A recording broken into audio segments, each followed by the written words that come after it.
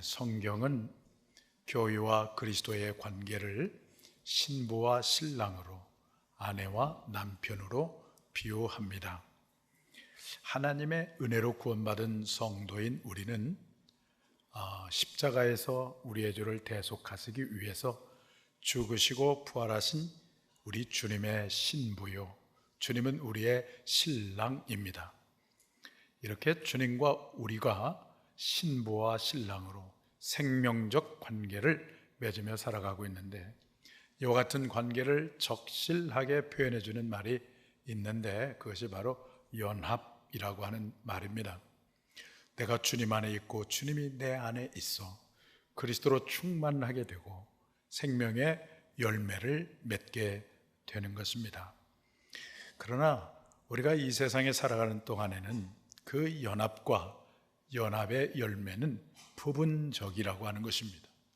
왜냐하면 육체의 한계를 가지고 있고 시간과 공간의 제한 속에서 우리는 끊임없이 사탄의 유혹과 공격을 받으며 살아가기 때문입니다.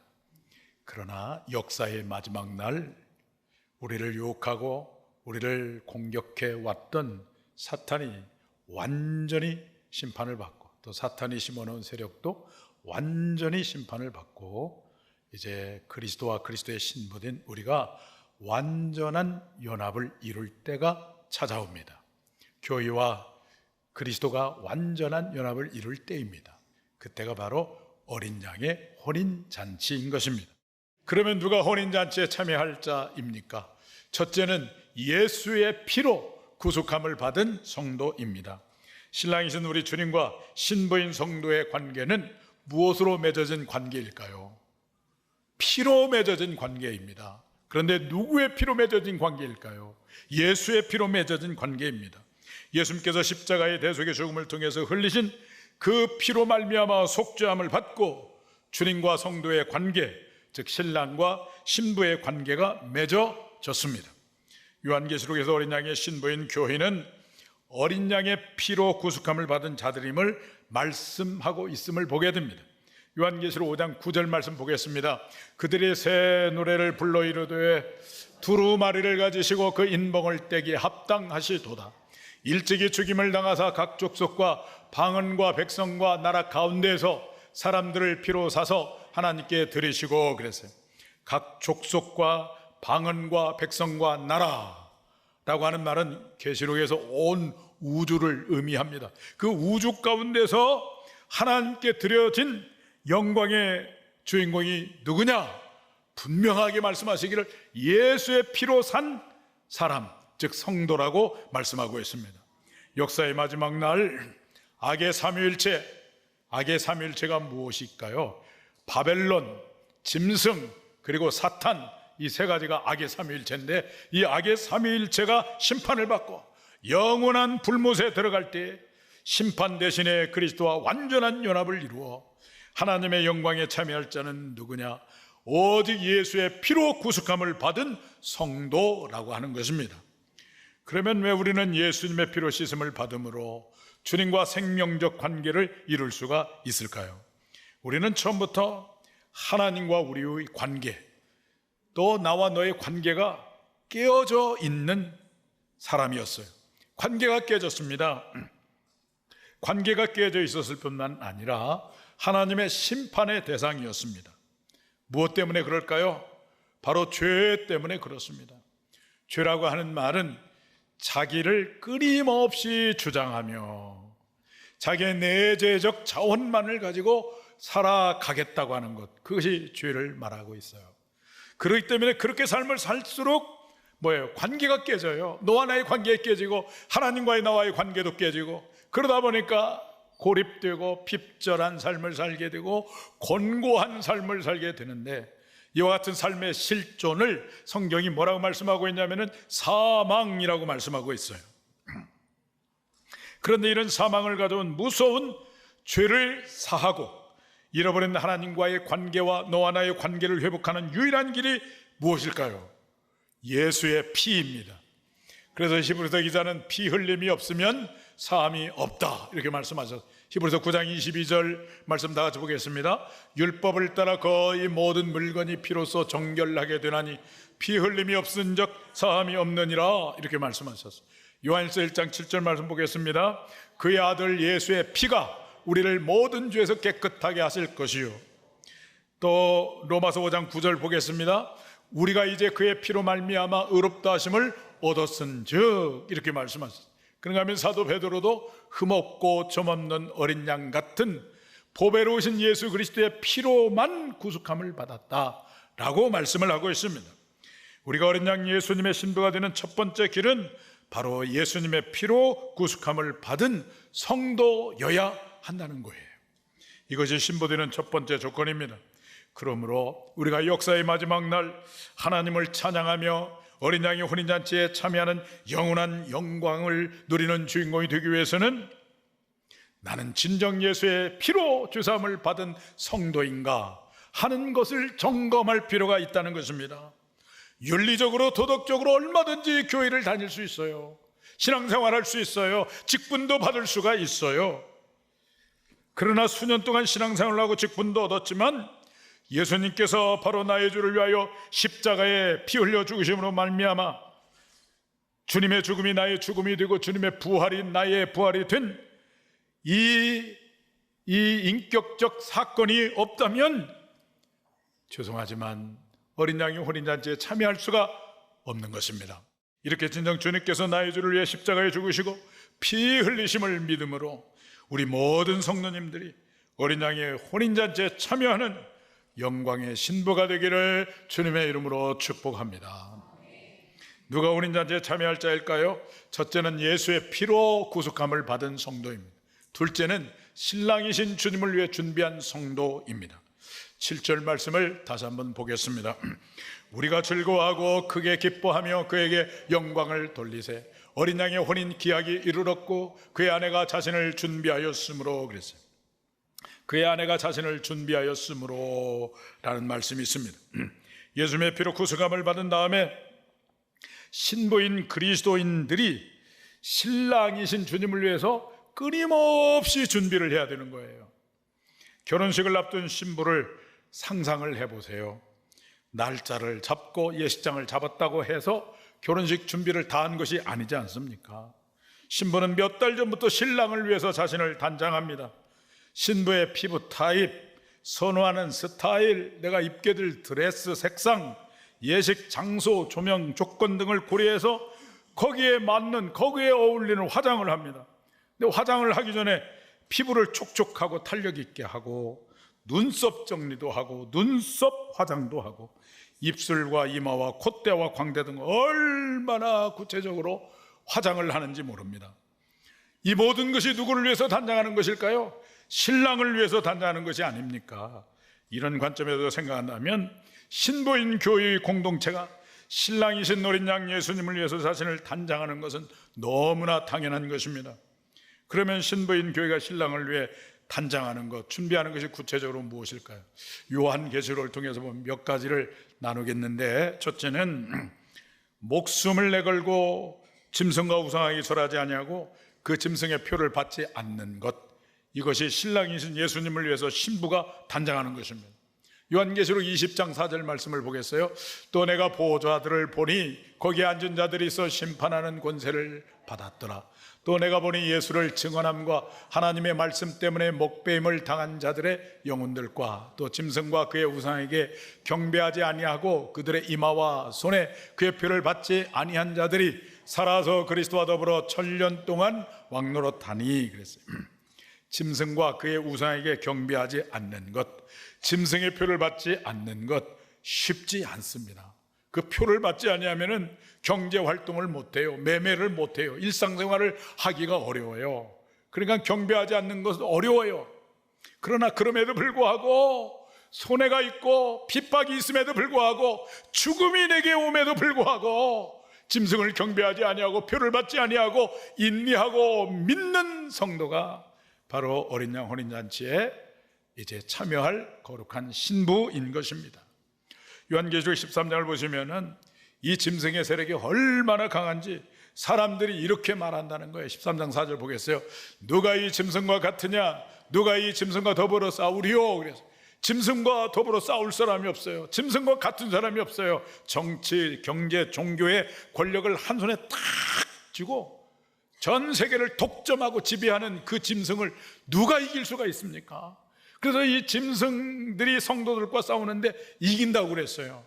성도들이 패배한다고 그랬어요. 사로잡히는 자는 사로잡혀가고 칼에 죽는 자는 죽임을 당한다고 했습니다. 이런 짐승을 감히 누가 경배하지 않고 따르지 않겠습니까? 그런데 그럼에도 불구하고 이 짐승 경배를 거부하고 우상 숭배를 거절해야만 어린 양의 신부로서 준비하는 것입니다. 어린 양이 혼인잔치의 신부로 초대되기 위해서 신부로 준비해야 될 것은 요한계시록 11장에 나오는 두 증인처럼 굵은 베옷을 입고 예언하는 일을 감당하는 성도입니다. 요한계시록 11장 3절 보겠습니다. 내가 나의 두 증인에게 권세를 주리니 그들이 굵은 베옷을 입고 1260일을 예언하리라 그랬어요. 이 두 증인은 지난주일에 말씀드린 것처럼 특정한 개인 두 사람을 가리키는 것이 결코 아니라고 말씀을 드렸어요. 우리 한국에 자기가 증인이라고 하는 사람이 얼마나 많아요. 요한계시록 11장 4절을 보면 두 증인을 설명을 해주는데 두 감람나무와 두 촛대다 이렇게 말씀을 하세요. 그러니까 두 감람나무라고 그러니까 내가 감람나무다 이렇게 주장하는 사람이 또 얼마나 많은지 몰라요. 그런데 스가랴 4장 14절을 보면 두 감람나무 등잔대 좌우에 서 있는 이 두 감람나무가 누구냐? 기름 부음을 받은 둘이다 라고 4장 14절에 말씀을 하고 있어요. 그 두 사람이 기름 부음을 받았는데 누구냐면 하나는 그 당시에 이스라엘을 통치하는 총독인 수룹바벨이고 또 하나는 대제사장인 여호수아예요. 다시 말하면 왕과 대제사장입니다. 그런데 이것은 누구를 예표하냐면은 이제 장차 메시아로 오셔서 이 땅에 하나님 나라를 이루실 메시아를 예표하는 것이에요. 그 메시아가 누굽니까? 예수 그리스도죠. 예수 그리스도. 예수 그리스도는 왕으로서 대제사장으로서 통합된 이제 일체가 되어 가지고 이 땅에 오신 것입니다. 그런데 주님께서 오셔서 십자가에 죽으시고 부활하시고 승천하셨잖아요. 이제는 그 그리스도를 믿는 성도인 여러분이 누굽니까? 왕 같은 제사장들이죠. 여러분들이 왕이고 제사장들이시죠. 할렐루야. 그래서 여기 두 증인은 무엇을 의미하냐면은 교회를 가리키는 것입니다. 또 두 촛대라고 그랬어요. 요한계시록 2장과 3장에 보면 불꽃 같은 눈을 가지고 예수님이 어디 사이를 거니신다고 그랬어요. 어디 사이를? 촛대 사이를 거니셔요. 그 촛대가 무엇을 의미합니까? 교회를 의미하죠. 그러니까 두 증인은 교회를 가리키는 거예요. 근데 이 두 증인이 굵은 베옷을 입고 1260일 동안 예언을 하는데 1260일은 42달이고 요한계시록에서 한때, 두때, 반때 똑같은 기간을 이렇게 다르게 표현하는 거예요. 그것은 무엇이라고 그랬나요? 예수님의 초림에서부터 재림까지를 의미하는데 예수님의 초림에서부터 재림까지를 두 단어로 뭐라고 말할 수 있습니까? 종으로 시작해요. 말로 끝나요. 종말이라고 그래요. 종말. 그게 종말이야. 이게 종말에 두 증인, 즉 교회 공동체가 굵은 베옷을 입고 예언을 하는 일을 하는 거예요. 이것이 신부로서 우리가 단장하는 것입니다. 또 한 가지는 어린 양의 혼인잔치에 참여하기 위해서 신부가 신랑을 위해서 준비해야 될 것이 있는데 요한계시록 14장 4절을 보시면 두 가지를 말씀하고 있어요. 한번 읽어봅니다. 이 사람들은 여자와 더불어 더럽히지 아니하고 순결한 자라 어린 양이 어디로 인도하든지 따라가는 자며 사람 가운데서 속량함을 받아 처음 익은 열매로 하나님과 어린 양에게 속한 자들이니 그랬어요. 그래서 두 가지를 말씀하고 있는데 여자와 더불어 더럽히지 아니한 자, 이 말은 무슨 말이냐면은 믿음의 정절을 지키는 성도를 의미하는 거예요. 예수님 외에 예수님의 절대 앞에서 모든 걸 다 상대화하고 예수님의 다른 어떤 대상도 어떤 권력도 어떤 물질도 예수님보다 더 중요한 신처럼 여기는 것은 여자와 더럽히는 거예요. 그건 어린 양의 혼인잔치에 참여할 수가 없어요. 오직 예수님, 오직 예수님으로 충만한 거예요. 그리고 어린 양이 어디로 인도하든지 끝까지 따라가는 사람. 어린 양이 우리를 어디로 인도할까요? 진리로 인도하지요. 넓은 문으로 인도할까요? 좁은 문으로 인도할까요? 우리를 좁은 문으로 인도합니다. 협착합니다. 고난의 길입니다. 십자가의 길입니다. 그럼에도 불구하고 예수님과 함께 연약한 지체를 돌보고 끝까지 그를 섬기고 그를 온전한 하나님의 사람으로 세워가는 것, 그것이 어린 양을 따라서 끝까지 가는 성도이고, 그것이 이제 어린 양의 혼인잔치에 거룩한 신부로 준비하는 것입니다. 여러분, 우리 성도 한 분의 역사의 마지막 날, 이 세상의 권력과 힘에 굴복하지 아니하고 보냄받은 그리스도인으로 진정한 복음을 증거하며 어떠한 경우에도 믿음의 정절을 지키고 주님이 어디로 인도하든지 주님과 함께 영혼을 섬기고 연약한 지체를 위해서 날마다 기도하며 그들을 온전한 하나님의 사람으로 세워가는 그 길을 끝까지 따라감으로 어린 양의 혼인잔치에 참여하는 준비된 거룩한 신부가 되기를 주님의 이름으로 축원합니다. 누가 혼인잔치에 참여할 자일까요? 첫째는 예수의 피로 구속함을 받은 성도입니다. 둘째는 신랑이신 주님을 위해 준비한 성도입니다. 셋째는 빛나고 깨끗한 세마포 옷을 입을 수 있는 성도입니다. 8절 말씀을 다 같이 보겠습니다. 그에게 빛나고 깨끗한 세마포 옷을 입도록 허락하셨으니 이 세마포 옷은 성도들의 옳은 행실이로다 하더라. 그래서 어린 양의 혼인잔치가 시작될 때에 신랑이신 어린 양 예수 그리스도께서 그의 신부에게 결혼 예복을 선물합니다. 그 선물하는 결혼 예복이 무엇일까요? 빛나고 깨끗한 세마포 옷입니다. 근데 요한계시록에서 세마포는 흰옷과 같은 의미를 가지고 있어요. 그래서 세마포 옷은 흰옷으로 해석할 수가 있습니다. 그런데 누가 이 흰옷을 입는 사람일까?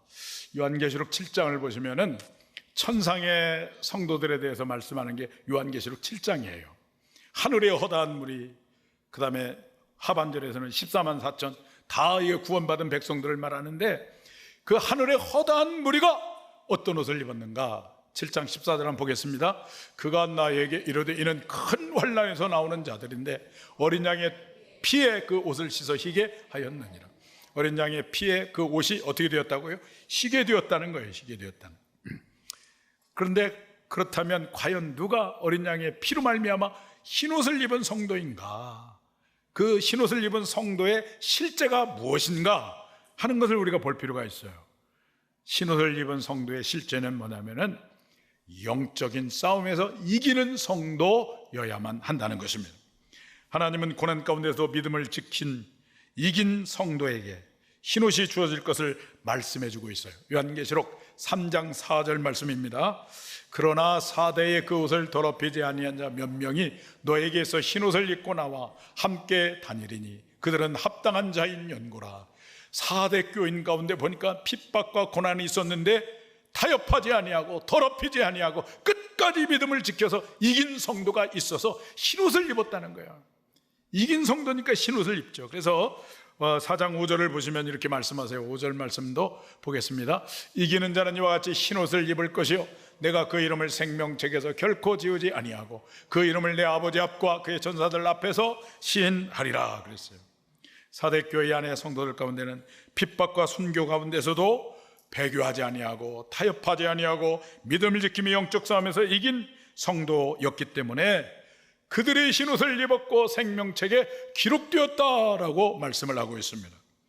우리 그리스도인들은 영적인 싸움을 싸우는 자들입니다. 우리는 끊임없이 영적 싸움을 싸워야 되는 거예요. 그리고 그 싸움에서 이겨야 할 자들입니다. 사도 바울은 죽음을 앞에 두고 이렇게 고백을 했잖아요. 내가 선한 믿음의 선한 싸움을 다 싸우고 달려갈 길을 다 달려가고 믿음을 굳게 지켰으니 이제 후로는 주님께서 의의 멸관을 예비하였다 이렇게 고백을 하고 있잖아요. 바울의 일생을 돌아보니까 수많은 고난도 있었고 핍박도 있었고 죽음의 위협도 있었지만 그 모든 것을 믿음으로 다 싸워서 승리했다는 거예요. 사도 바울은 이긴 자였습니다. 그래서 그에게 의의 면류관이 예비된 거예요. 오늘 우리의 삶 가운데도 온갖 시험이 있을 수 있습니다. 사탄의 유혹이 있을 수 있고 공격이 있을 수가 있고 수많은 장애물이 있을 수 있어요. 질병으로 인한 고통도 있고 또 경제적인 문제로 인한 어려움도 있을 수가 있습니다. 그럼에도 불구하고 우리가 끝까지 믿음의 경주를 경주하고 믿음의 선한 싸움을 다 싸워서 이기는 성도가 되어야만 하나님께서 예비하신 빛나고 깨끗한 세마포옷을 입을 수가 있는 것입니다. 그런데 흰옷을 입지 않은 성도가 있어요. 라오디게아 교회의 성도는 불꽃 같은 눈을 가지고 촛대 사이를 거니시는 주님이 볼 때에 보니까 흰옷을 입은 성도가 없어요. 이 라오디게아 교회는 왜 흰옷을 입은 성도가 없었을까요? 너무나 미지근한 신앙으로 인해서 번번이 영적 싸움에서 패배하였기 때문에 흰옷을 입은 성도가 없었던 것입니다. 그래서 주님께서 강력하게 말씀합니다. 흰옷을 사서 입으라 말씀하고 있어요.